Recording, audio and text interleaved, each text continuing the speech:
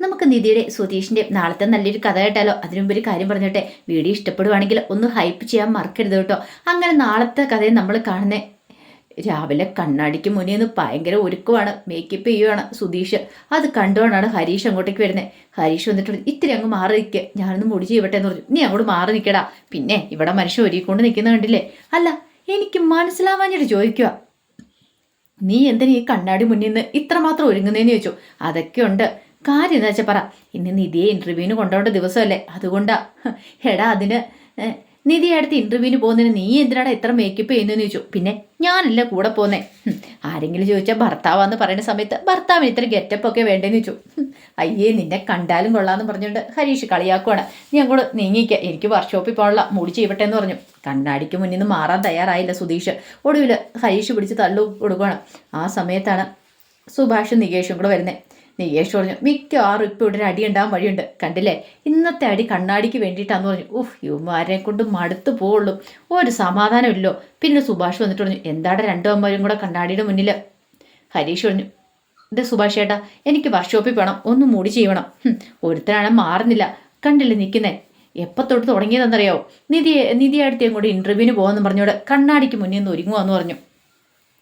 അത് കേട്ടപ്പോൾ നികേഷ് പറഞ്ഞു, അതിന് നിധി അടുത്ത് ഇതിലായിട്ട് ഒരുങ്ങി വന്നില്ലോ, ഇപ്പം തന്നെ വരും. സമയം ആവാറായെന്ന് ചോദിച്ചു.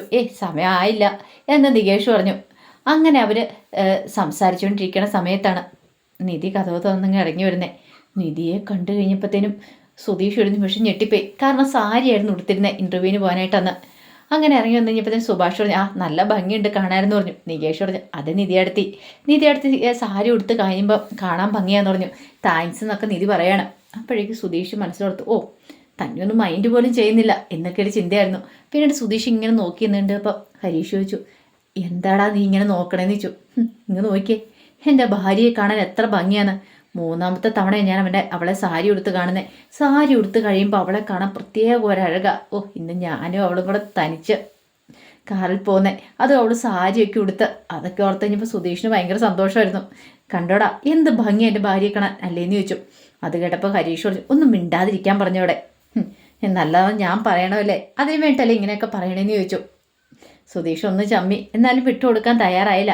അപ്പോഴേക്കും സുഭാഷ് അകത്തേക്ക് പോയിട്ട് ഒരു പാത്രത്തിൽ കുറച്ച് ദോശയും ചമ്മന്തിയൊക്കെ ആയിട്ട് വരുവാണ്. അതെ മോളെ, നീ ഇത് കഴിക്കാൻ പറഞ്ഞു. അയ്യോ, ഇപ്പം തന്നെ സമയം പോയി സുഭാഷ് ചേട്ടാ, ഇനി കഴിക്കാൻ സമയമില്ലെന്ന് പറഞ്ഞു. അതൊന്നും പറഞ്ഞിട്ട് കാര്യമില്ല, ആ ഫയലിങ് തരാൻ പറഞ്ഞു. ഫയൽ മേടിച്ച് അവിടെ വെച്ചു. ഇത് കഴിച്ചിട്ട് പോയാൽ മതിയെന്ന് പറഞ്ഞു. പെട്ടെന്ന് അവിടെ നിന്ന് കഴിക്കുക എന്ന് പറഞ്ഞു. ഞാൻ നിന്നോട്ട് കഴിച്ചോളാം, അതൊന്നും പറഞ്ഞിട്ട് കാര്യമില്ല. ഒരു ചെയർ എടുത്തിട്ട് കൊടുത്തു. ഇവിടെ ഇരുന്ന് കഴിക്കാൻ പറഞ്ഞു. അങ്ങനെ കഴിക്കാൻ കൊടുത്തിട്ട് പെട്ടെന്ന് സുഭാഷ് വെള്ളം എടുക്കാനായിട്ട് പോയി. അങ്ങനെ വെള്ളം എടുത്തുകൊണ്ട് കൊടുത്തു. ആ സമയം സുധീഷ് ഇതെല്ലാം നോക്കുകയാണ്. പിന്നീട് കഴിച്ചുകൊണ്ടിരുന്ന സമയത്ത് പെട്ടെന്ന് കഴിച്ചുകൊണ്ട് വിൽക്കുവാണ്. സുഭാഷ് പെട്ടെന്ന് തലയിലൊക്കെ തട്ടിയിട്ട് പറഞ്ഞു, ഇതേ വെള്ളം കുടിക്കാനൊക്കെ പറഞ്ഞു. ഇതേ സമയം സുധീഷ് എന്ത് ചെയ്തു, അവിടെ നിന്ന് തൻ്റെ ഫോൺ എടുത്തിട്ട് നീ ഇത് കഴിക്കുന്ന വീഡിയോസും കാര്യങ്ങളൊക്കെ എടുക്കണം. കാരണം സാരി ഉടുത്തുമ്പോൾ നല്ല ഭംഗിയുണ്ടല്ലോ, സാരിയിലൊരു ഫോട്ടോസും കാര്യങ്ങളൊക്കെ എടുക്കണമല്ലോ. അങ്ങനെ അതൊക്കെ എടുത്തു. ആ സമയം സുഭാഷ് അകത്തേക്ക് പോയി. അപ്പോഴേക്കും നിധി കൈ കഴുകിയിട്ട് വന്നു. പോകാനായിട്ട് ഇറങ്ങുന്ന സമയത്ത് സുഭാഷ് പറഞ്ഞു, അതെ ഒന്ന് പ്രാർത്ഥിച്ചിട്ട് പോകാമെന്ന് പറഞ്ഞു. അങ്ങനെ ഭഗവാന്റെ മുന്നിൽ തിരിവെച്ച് പ്രാർത്ഥിക്കുകയാണ്.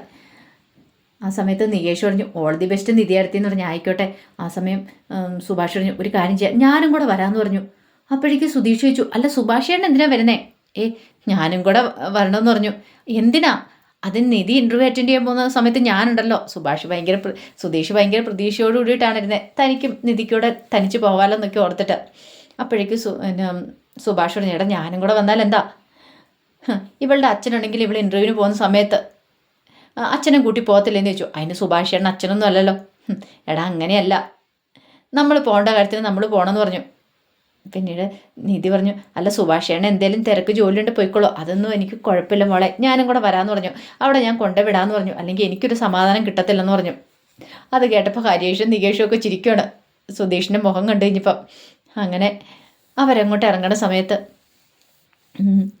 നികേഷും ഹരീഷും ഒക്കെ കൺഗ്രാസ് അല്ല ഓൾ ദി ബെസ്റ്റ് പറയുന്നുണ്ട്, നന്നായിട്ട് പോയി ഇൻ്റർവ്യൂ അറ്റൻഡ് ചെയ്ത് വരാനൊക്കെ. ആ സമയത്ത് സുഭാഷ് നിധിയോട് പറഞ്ഞു പോയി കയറിക്കോളാൻ പറഞ്ഞു. അങ്ങനെ നിധി അങ്ങോട്ട് പോണ സമയത്ത് സുഭാഷിയെ ചെന്ന് പുറയിലത്തെ ആ ഡോറ് തുറന്നു കൊടുക്കുകയാണ്. നിധി പുറയിലേക്ക് കയറി. അപ്പോഴേക്ക് സുധീഷ് ഓടിച്ചെന്നു. സുഭാഷ് ചേട്ടാ ഇതെന്താന്ന് ചോദിച്ചു. എന്താ?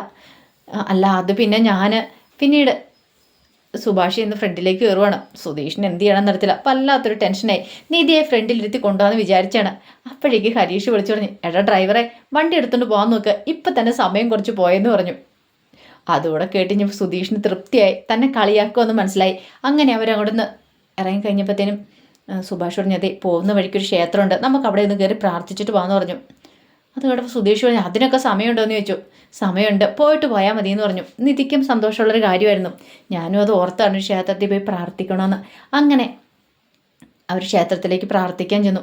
അങ്ങനെ കണ്ണടച്ച് നിധി പ്രാർത്ഥിച്ചുകൊണ്ടിരിക്കുകയാണ്. ഈ സമയത്ത് സുഭാഷിൻ്റെ അടുത്ത് സുധീഷ് പറഞ്ഞു, എൻ്റെ സുഭാഷ് ചേട്ടാ എന്ത് പരിപാടിയെ കാണിച്ചെന്ന് ചോദിച്ചു. എന്ത്? ഞാൻ നിധിയും കൂടെ തന്നെ പോകത്തില്ലായിരുന്നോ? എടാ ഇനി ഞാൻ വന്നാലെന്താ, ഞാൻ അവളെ കൊണ്ടേ വിടുന്നല്ലേ ഉള്ളൂ. ഇങ്ങനെ പോയിട്ടാണെങ്കിൽ മിക്കവാറും കണ്ടോ സുഭാഷ് എന്നെ പോലെ എന്നെ അവൾ കാണുമെന്ന് തോന്നുന്നു. എങ്ങനെ? സഹോദരനായിട്ടോ? അതെ, അല്ലാതെ പിന്നെ എനിക്ക് അവളുമായിട്ട് അടുക്കാനുള്ള ഏതൊരു അവസരം നിങ്ങൾ ഉണ്ടാക്കി തരുന്നുണ്ടോ? നിങ്ങളെല്ലാവരും എപ്പോഴും ഇടയ്ക്ക് കയറും. ഞാനും അവളും കൂടെ തനിച്ച് പോയാലല്ലേ ഞങ്ങൾ തമ്മിലൊരു കെമിസ്ട്രി വർക്കൗട്ട് ആവുള്ളൂ. ഞങ്ങൾ തമ്മിൽ പ്രണയം ഉണ്ടാവണമെങ്കിൽ ഞാനും അവളും തനിച്ച് പോകണ്ടേന്ന് ചോദിച്ചു. ഓ അങ്ങനെ. എടാ എന്താണ് നിന്നെ സഹോദരനായിട്ടൊന്ന് കാണാൻ പോകുന്നില്ലെന്ന് പറഞ്ഞു. പോ സുഭാഷ് ഏട്ടാന്ന് പറഞ്ഞു. നീ നന്നായിട്ട് മനോരി പ്രാർത്ഥിച്ചോളാൻ പറഞ്ഞു. അങ്ങനെ ഒടുവിൽ പ്രാർത്ഥനയെല്ലാം കഴിഞ്ഞ് അവർ ഇൻ്റർവ്യൂ അറ്റൻഡ് ചെയ്യുന്ന സ്ഥലത്തേക്ക് എല്ലുവാണ്.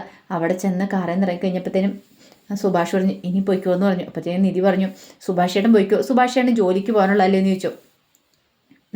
ഞാൻ പോയിക്കോളാം, കയറി പോയിക്കോ എന്ന് പറഞ്ഞു. അപ്പോഴേ സുധീഷ് പറഞ്ഞു, ഞാനിവിടെ നിൽക്കാമെന്ന് പറഞ്ഞു. നിധി ചോദിച്ചു, എന്തിനാ നിൽക്കണേ?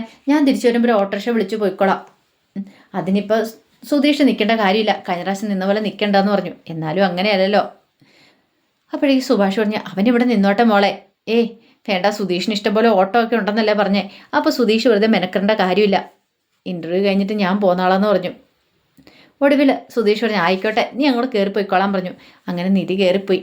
നിധി കയറിപ്പോയി കഴിഞ്ഞപ്പോഴത്തേനും സുഭാഷ് നിന്ന, എടാ ഞാൻ അങ്ങോട്ട് പോയേക്കുമെന്ന് പറഞ്ഞു.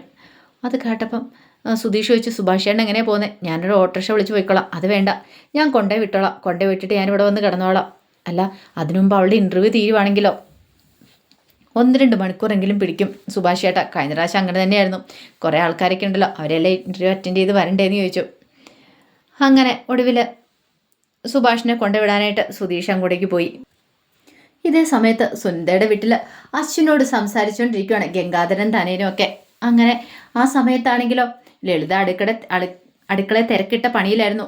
കാരണം സുനിത നാളെ പോവും. അപ്പോൾ സുനിതയ്ക്ക് വേണ്ടിയിട്ട് കുറേ സാധനങ്ങളൊക്കെ കൊണ്ടുപോകേണ്ടതുണ്ട്.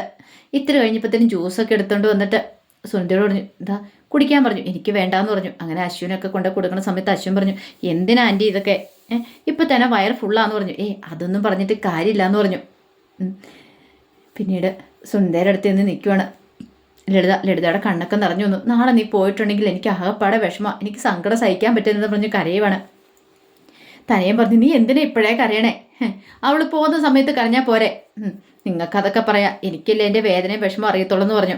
അല്ല കൊണ്ടുപോകാനുള്ളതൊക്കെ എടുത്തു വെച്ചോ മോളെന്ന് ചോദിച്ചു. വെച്ചെന്ന് പറഞ്ഞു. പിന്നീട് സുനിത പറഞ്ഞു, അതെ ഞാൻ എന്തായാലും അടുത്ത വീട്ടിലൊക്കെ ഒന്ന് പോയി പറഞ്ഞു വിട്ടോട്ടെ പോകുക എന്നുള്ള കാര്യമെന്ന് പറഞ്ഞു. അത് കേട്ട് കഴിഞ്ഞപ്പം ലളിത ചോദിച്ചു, എന്തിനാ അടുത്ത വീട്ടിലേക്ക് എന്തിനാ പോകുന്നത്? അതിൻ്റെ ആവശ്യമൊന്നും ഇല്ലയെന്ന് പറഞ്ഞു. അത് കേട്ടപ്പം ഗംഗാധരൻ പറഞ്ഞു, അത് ശരിയാ, കല്യാണം കഴിഞ്ഞ പെൺകുട്ടികൾ അങ്ങനെ തനിച്ചു പോകാൻ പാടില്ല എന്ന് പറഞ്ഞു. അത് കേട്ടതും സുനിത പറഞ്ഞു, അങ്ങനെയൊന്നും ഒരിടത്ത് നിയമമൊന്നും ഇല്ലല്ലോ. അതെ അശ്വിൻ ഞാൻ പോയിട്ട് വന്നോട്ടെ എന്ന് ചോദിച്ചു. അതിലിപ്പോൾ എന്താ, പോയിട്ട് പോരെ. ഒന്നുമല്ലെങ്കിലും കൂടെ പഠിച്ചവരും പിന്നെ ഒത്തിരി പരിചയമുള്ളവരൊക്കെ കാണുമല്ലോ, അവരോടൊക്കെ ഒരു യാത്ര പറഞ്ഞ് പോകുന്നതിൽ എന്താ തെറ്റിരിക്കണേ, പോയി പറഞ്ഞിട്ട് വരാൻ പറയുകയാണ്. അത് കേട്ട് കഴിഞ്ഞപ്പം വല്ലാതെയായിപ്പോയി ലളിതയ്ക്കൊക്കെ. കാരണം സുഭാഷിൻ്റെ അടുത്തേക്കാണ് പോകുന്നതെങ്കിൽ തീർന്നു, ആ ഒരു പേടി ഉണ്ടായിരുന്നു. അങ്ങനെ ഒടുവിൽ ഭർത്താവിൻ്റെ അനുമതി കിട്ടിക്കഴിഞ്ഞപ്പോഴത്തേനും സുനിത അവിടെ വീട്ടിൽ നിന്നും കൂടെ ഇറങ്ങുവാണ്. അപ്പോഴേക്കും തന്നെയും ലളിതയെ കണ്ണുകൊണ്ട് കാണിക്കണം, നീ പിന്നാലെ എല്ലാനായിട്ട്. അങ്ങനെ ലളിത പുറത്തേക്ക് ഇറങ്ങി ചെന്നിട്ട് സുനിതയുടെ കയ്യിലേക്ക് വിളിച്ചിട്ട് ചോദിച്ചു, നീ ഇത് അങ്ങോട്ടാ പോണേന്ന് ചോദിച്ചു. കയ്യേന്ന് വിടമ്മയെന്ന് പറഞ്ഞിട്ട് ആ കൈ ബലമായിട്ട് അങ്ങോട്ട് മാറ്റി. അമ്മയൊക്കെ പറയുന്ന പോലെ എല്ലാം ഞാൻ അനുസരിച്ചു.